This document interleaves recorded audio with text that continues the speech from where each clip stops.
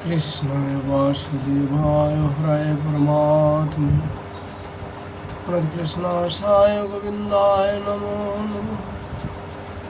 नमो पंकजनाभय नमो पंकजमालिने नमो पंकजनेत्र नमस्ते पंकजाङ्घ्रये।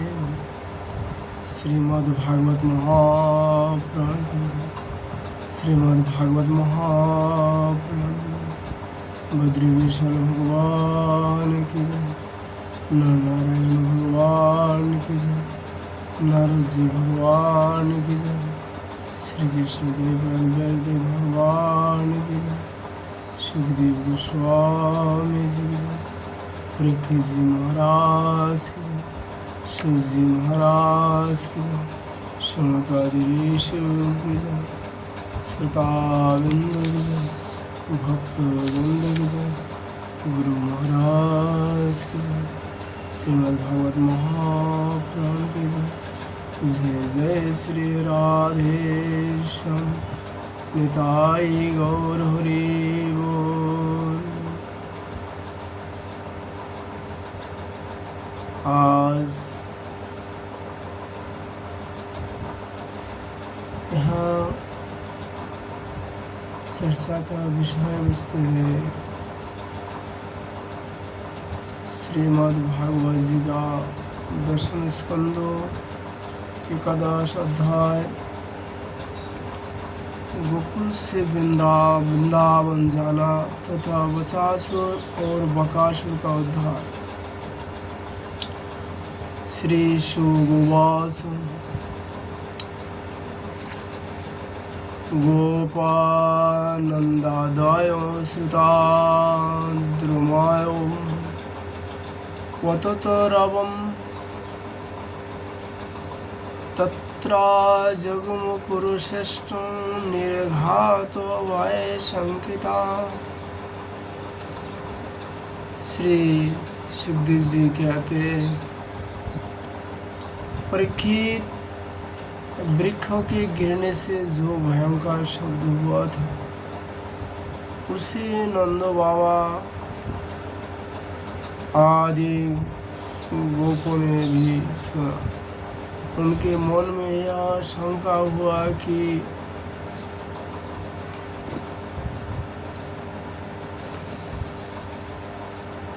कहीं बिजली तो नहीं गिरी।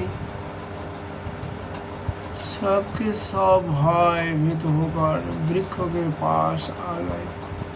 वहाँ पहुँचने पर उन लोगों ने देखा कि दोनों अर्जुन के वृक्ष गिरी हुई है। यद्यपि वृक्ष गिरने का कारण स्पष्ट नहीं था, वही उनके सामने ही रस्सी से बांधा हुआ बालों उखाड़ खींच रहा था, परंतु वे समझ न सके यह किसका काम है। वही से आश्चर्यजनक दुर्घटना कैसे घट गई, यह सोचकर वे कातर हो गए। उनका बुद्धि भ्रमित हो गई। वह कुछ बालक खेल रहे थे। उन्होंने कहा, अरे इसी कन्हैया का तो काम है। यह दोनों वृक्षों के बीच में से होकर निकाल रहा था। उखाड़ तिरछा हो जाने पर दूसरी ओर से इसने उसे खींचा और वृक्ष गिर पड़े। हमने तो इनमें से निकलते ही दो पुरुष भी देखे हैं, परंतु गोपों ने बालकों की बात नहीं मानी। वे कहने लगे, एक नन्हा बसा बच्चा इतने बड़े वृक्ष को उखाड़ डाले, यह कभी संभव नहीं है। किसी किसी की चित्तों में श्री कृष्ण की पहले की लीलाओं का स्मरण करके संदेह भी हो गया। नंद बाबा ने देखा उनका प्राणों से प्यारा बच्चा रस्सी से बांधा हुआ उखाल घसीटता जा रहा है। वे हंसने लगे और जल्दी से जाकर उन्हें रस्सी की गांठ खोल दी। सर्वशक्तिमान भगवान कभी कभी गोपियों के फुसलने से साधारण बालक के समान नाचने लगते, कभी भोले भाले अनजान बालक की तरह गाने लगते। वे उनके हाथ की कठपुतली उनके सर्वथा अधीन हो गए।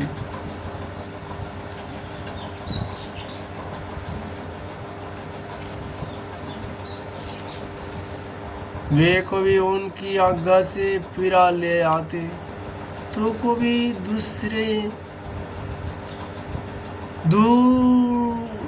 दूसरी आदि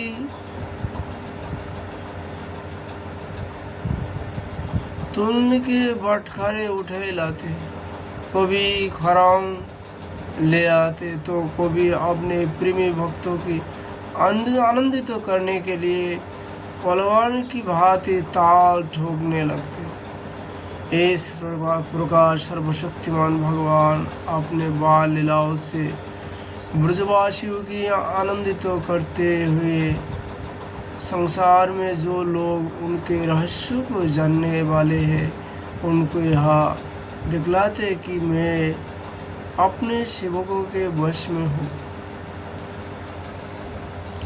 एक दिन कोई फल बेचने वाले आकर पुकार उठी, फल लो फल।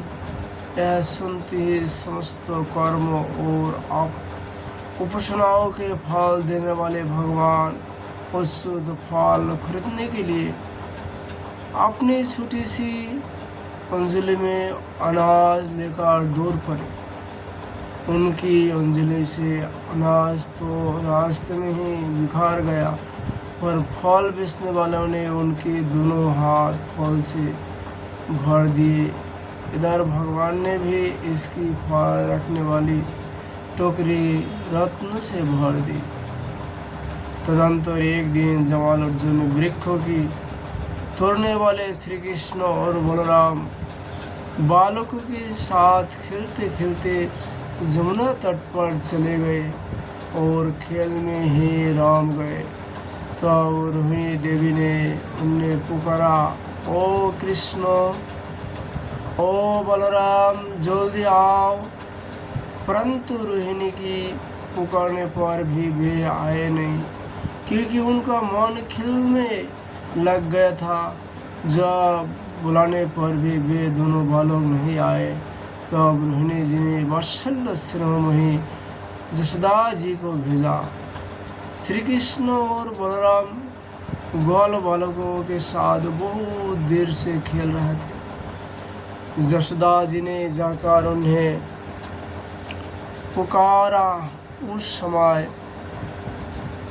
पुत्र के प्रति वात्सल्य स्नेह के कारण उनके स्तन में से दूध चूचू आ रहा था। वे जोर जोर से पुकारने लगे, मेरे प्यारे कन्हैया, ओ कृष्ण कमल नयन श्याम सुंदर, बेटा आओ, अपनी माँ का दूध पी लो। खेलते खेलते थक गए हो बेटा, आओ बस करो।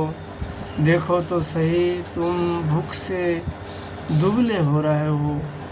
प्यारे बेटा राम, तुम तो समस्त गोकुल को आनंद देने वाले हो। अपने छोटे भाई को लेकर जल्दी से आ जाओ। तो देखो भाई, आज तुमने बहुत सवेरे कलऊ किया था, अब तो तुम्हें कुछ खाना चाहिए।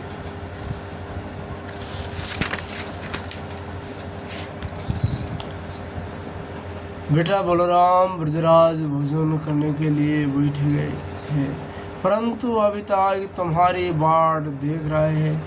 आओ अब हमें आनंदित करो। बालक को अब तुम लोग भी अपने अपने घर जाओ। बेटा देखो तो सही, तुम्हारा एक एक अंगो धूल से लथपथ हो रहा है। आओ जल्दी से स्नान कर लो, आज तुम्हारा जन्म नक्षत्र है। पवित्र होकर ब्राह्मणों को गोदान करो।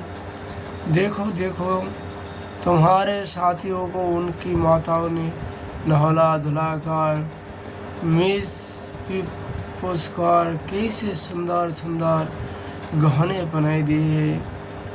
अब तुम भी नहा धोकर खा पीकर पहन और कर तब खेलना। परीक्षित माता जशोदा का संपूर्ण मन प्राण प्रेम बंधन से बांधा हुआ था। वे सरासर जगत के शिरोमणि भगवान को अपना पुत्र समझती और इस प्रकार कहाकार एक हाथ से बलराम तथा दूसरे हाथ से श्री कृष्ण को पकड़कर अपने घर ले आई। इसके बाद उन्होंने पुत्र के मंगल के लिए जो कुछ करना था वह बड़े प्रेम से किया। जब नंद बाबा आदि बड़े बुरे गोपों ने देखा कि महावन में तो बड़े बड़े उत्पाद होने लगे, तो वे लोग इकट्ठा होकर और ब्रजवासियों को क्या करना चाहिए इसी विषय पर विचार करने लगे। उनमें से एक गोप का नाम था उपनंदो। वे अवस्था में तो बड़े थे, ज्ञान में भी बड़े थे। उन्होंने इस बात का पता था कि किस समय किस स्थान पर किस वस्तु से कैसे व्यवहार करना चाहिए। साथ ही वे यह भी चाहते थे कि राम और श्याम सुखी रहे, उन पर कोई विपत्ति न आवे। उन्होंने कहा, भाइयों, अब यहाँ वैसे बड़े बड़े उत्पात होने लगी है,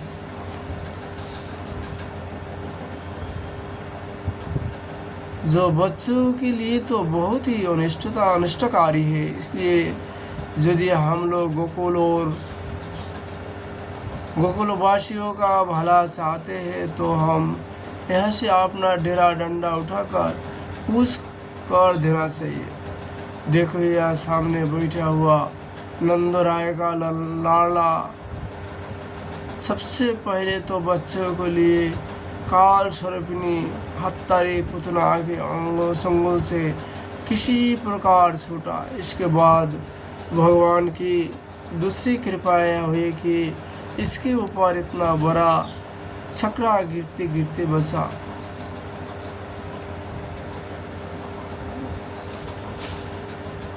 भवंडार रूपधारी दत्तों ने तो इसे आकाश में ले जाकर बड़ी ही भारी विपत्ति मृत्यु के मुंह में ही डाल दिया था। परंतु वहां से जब वह चट्टान पर गिरा तब भी हमारे कुल के देवसर ने ही इस बालक की रक्षा की। जमाल अर्जुन वृक्षों के गिरने के समय उनके बीच में आकर भी यह जा और कोई बालक ना मरा। इसी से भी यही समझना चाहिए कि भगवान ने हमारी रक्षा की। इसलिए जब तक कोई बहुत बड़ा अनिष्टकारी अरिष्ट हमें और हमारे ब्रज को नष्ट ना कर दे, तब तक ही हम लोग अपने बच्चों को लेकर अनुचरों को साथ यहाँ से अन्यत्र चले। वृंदावन नाम का एक वन है, उसमें छोटे छोटे और भी बहुत से नए नए हरे भरे वन है। वह बड़ा ही पवित्र पर्वत, घास और हरी भरी लता वनस्पतियों है। हमारे पशुओं के लिए तो वह बहुत ही हितकारी है। गोप गोपी और गायों के लिए ही केवल सुविधाओं का ही नहीं, सेवन करने योग्य स्थान है। सो यदि तुम सब लोगों को यह बात चाहती हो तो आज ही हम लोग वहाँ के लिए कुछ करते, देर ना करे। गाड़ी सकरे जोते और पहले गायों को जो हमारी एकमात्र संपत्ति है वह भेज दे। उपनंद के बात सुनकर सभी गोपों ने एक स्वर से कहा, बहुत ठीक, बहुत ठीक। इस विषय में किसी का भी मतभेद न था। सब लोगों ने अपने झंडा की झुंड गाय इकट्ठी की और चक्र पर घर की सब सामग्री लादकर वृंदावन की यात्रा की। परीक्षित ग्वालों ने बुरो बच्चों, स्त्री और सब सामग्रियों को चक्र पर सराय दिया और श्याम उनके पीछे पीछे दोनों जुबान लेकर बड़ी सावधानी से चलने लगे। उन्होंने गौ और बछड़ों को तो सबसे आगे कर लिया और उनके पीछे पीछे सिंगी और तुरही जोर जोर से बजाते हुए चले। उनके साथ ही साथ पुरोहित लोग भी चल रहे थे। गोपी अपने वक्ष स्थल पर नई केसर लगाकर सुंदर सुंदर वस्त्र पहनकर गले में सोने के हार धारण किए हुए रथ पर सवार थे और बड़े आनंद से भगवान श्री कृष्ण की लीलाओं के गीत गाती जाती थी।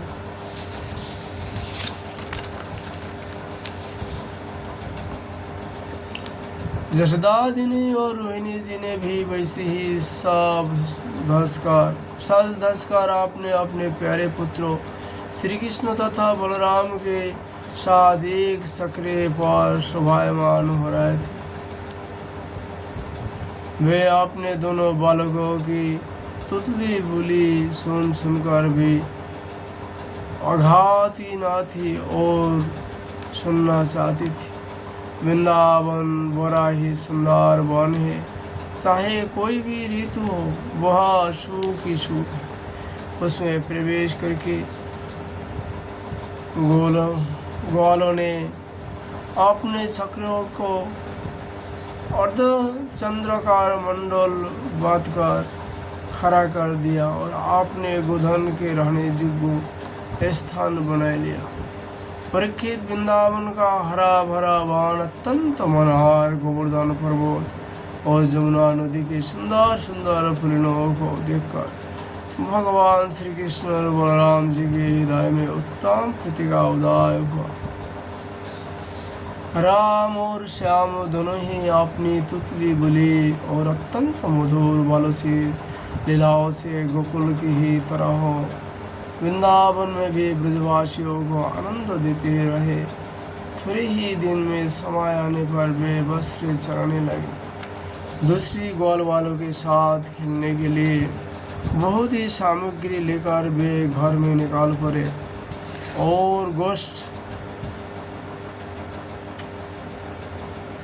गायों के रहने के स्थान के पास ही अपने बछड़े को चराते श्याम और राम को ही बांसुरी बजाते रहे थे।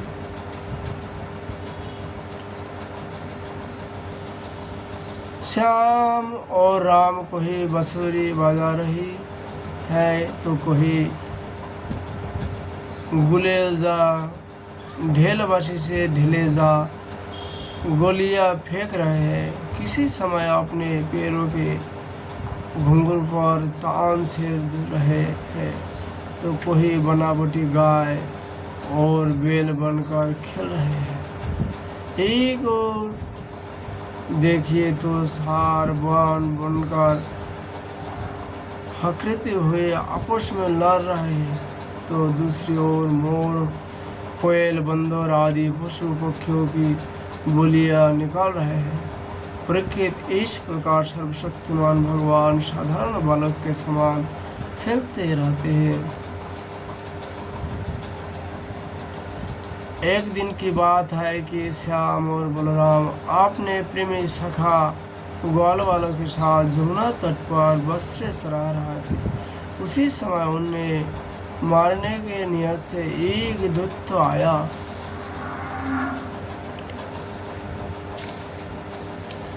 भगवान ने देखा कि यह बनावटी बछड़े का रूप धारण कर वासुदेव के झुंड में मिल गया है। आंखों के इशारा से बलराम जी को दिखाते हुए धीरे धीरे उसके पास पहुंच गए। उस समय वैसा जान पड़ता था मानो वे दत्तों को तो पहचानते ही नहीं और वो जब हट्टे कट्टे सुंदर बछड़े पर मुग्ध हो गए हैं। भगवान श्री कृष्ण उसके साथ उसके दोनों पिछले पैर पकड़कर आकाश में घुमाया और मार जाने पर केत के वृक्ष पर पटक दिया। उसका लंबा तगड़ा दत्त शरीर बहुत से केत के वृक्षों को गिराकर श्यांग भी गिर पड़ा। यह देखकर ग्वाल के आश्चर्य की सीमा न रही। वे बहा बहा करके प्यारे कन्हैया की प्रशंसा करने लगे। देवता भी बड़े आनंद से फूलों की वर्षा करने लगे। परीक्षित जो सारे लोगों के एकमात्र रक्षक हैं, वे ही श्याम और बलराम और वत्सपाल वासुदेव को चराने वाले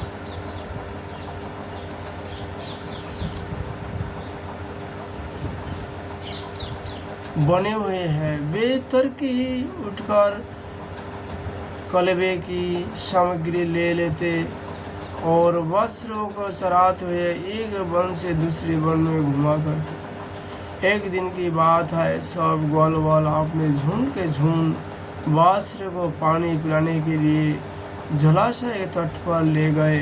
उन्होंने पहले वासुदेव को जल पिलाया और फिर स्वयं भी पिया। ग्वाल वालों ने देखा कि वह एक बहुत बड़ा जीव बैठा हुआ है। वह वैसा मालूम पड़ता था मानो इंद्र के वज्र के कटकर कोई पहाड़ का टुकड़ा गिरा हुआ है। ग्वाल उसे देखकर डर गए। वह बक नाम का एक बड़ा भारी असुर था जो बगुले का रूप धर के वहाँ आया था। उसके सोच बड़ी तीखी थी और वह श्याम बड़ा बलवान था। उसके झपटकार श्री कृष्ण को निकाल लिया। उसने झपटकार भगवान श्री कृष्ण को निकाल लिया। जब बलराम आदि बालकों ने देखा कि वह बड़ा भारी बगुला श्री कृष्ण को निकाल गया, तब उनकी वही गति हुई जो प्राण निकाल जाने पर इंद्रियों की होती है। वे अचेत हो गए। परीक्षित, श्री कृष्ण लोग पितामह ब्रह्मा के भी पिता है। वे लीला से ही गोपाल बालक बने हुए हैं। जब वे बगुले के तालू के नीचे पहुँचे तब वे आग के समान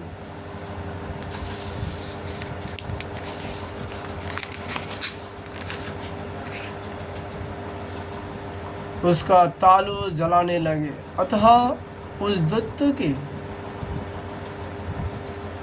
दत्त ने श्री कृष्ण के शरीर पर बिना किसी प्रहार का घाव किए ही झटपट उन्होंने उगाल दिया और फिर बड़े क्रोध से अपनी कठोर सुस से उन पर चोट करने लिए टूट पड़ा। कंस का सखा बकासुर अभी भक्तवत्सल भगवान श्री कृष्ण पर झपटी रहा था कि उन्होंने अपने दोनों हाथ से उसके दोनों ठोर पकड़ लिए और ग्वाल बाल के देखते देखते खेल ही खेल में उसे वैसे ही सिर डाला जैसे कोई वीरन को सिर डाले। इससे देवताओं को बड़ा आनंद हुआ। सभी देवता भगवान श्री कृष्ण पर नंद बन के बिला चामेली आदि के फूल बरसाने लगे तथा नगारे शंख आदि बजाकर एवं स्तोत्र के द्वारा उनके प्रसन्न करने लगा। यह सब देखकर सबके सब ग्वाल बाल आश्चर्यचकित हो गए। जब बलराम आदि बालक ने देखा कि श्री कृष्ण बगुले के मुंह के निकलने पर निकल कर हमारे पास आ गए। तब उन्होंने वैसा आनंद हुआ मानो प्राणों की संसार से इंद्रिया सचेत और आनंदित हो गई हो। सबने भगवान को अलूग अलूग गले लगाया। इसके बाद आपने अपने वस्त्र हुई हक कर सब ब्रज में आए और वहाँ उन्होंने घर के लोगों से सारी घटना कहा सुनाई। सुखदेव जी कहते हैं, परीक्षित, बकासुर के वध की घटना सुनकर सबके सब गोपी गोप आश्चर्यचकित हो गए। उन्हें वैसा जान पड़ा जैसे कन्हैया साक्षात मृत्यु के मुख से ही लौट आए हो। वे बड़ी उत्सुकता, प्रेम और आदर से श्री कृष्ण को निहारने लगे। उनके नेत्रों की प्यास बढ़ती ही जाती थी, किसी प्रकार उन्हें तृप्ति ना होती थी। वे आपस में कहने लगे, हाय हाय, यहाँ कितनी आश्चर्य की बात है।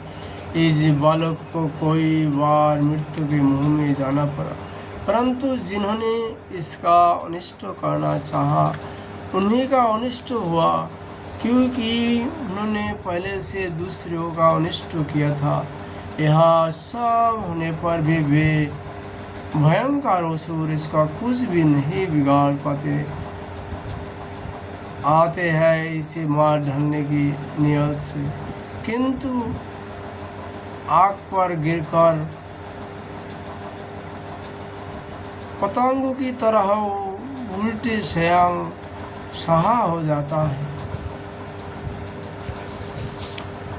सहसा ब्रह्मवेत्ता महात्माओं के वचन कभी झूठी नहीं होते।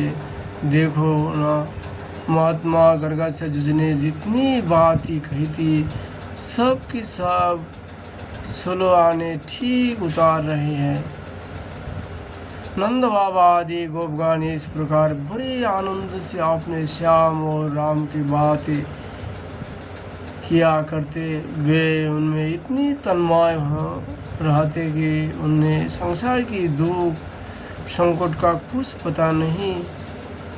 पता ही नहीं चलता। इसी प्रकार श्याम और बलराम ग्वाल बालों के साथ कभी आँख मौसमी खिलती तो कभी फूल बांधते, कभी बंदरों की भांति उछलते कूदते तो कभी और कोई विचित्र खेल करते। इस प्रकार के बालोचित खेल से उन दोनों ने ब्रज में आपने बाल्य अवस्था व्यतीत की। इति श्रीमद् भागवत महापुराणे परमहंस संहितायां दशम स्कंदे पूर्वार्धे वधो नाम एकादश अध्याय विश्राम। हम लोग भगवान की इस लीलाओं को यही विश्राम देता हूँ। राधा माधव जी का कृपा होने पर फिर हम लोग भगवत लीलाओं को चर्चा करेंगे। राधे राधे।